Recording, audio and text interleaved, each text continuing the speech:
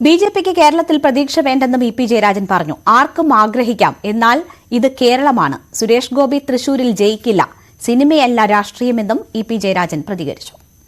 ആർക്കും പ്രതീക്ഷിക്കാലോ. പ്രതീക്ഷയുടെ വ്യാമോഹത്തിന്റെ വലയം വിശാലമല്ലേ. എന്തും ആഗ്രഹിക്കാലോ. ഇങ്ങനെ ആകാശത്തിലേക്ക് പറന്നു വരുന്നു, ചിന്തിക്കാലോ. എന്തും ആഗ്രഹിക്കാനും ചിന്തിക്കാനും മനുഷ്യന് അവകാശമുണ്ട്. ബി.ജെ.പിക്കാരങ്ങനെ ആശ്വസിക്കട്ടെ. പക്ഷെ കേരളം കേരളമാണെന്ന് അവർ മനസ്സിലാക്കണം. അത് കേരളത്തിലെ ജനങ്ങൾ പ്രതികരിക്കും.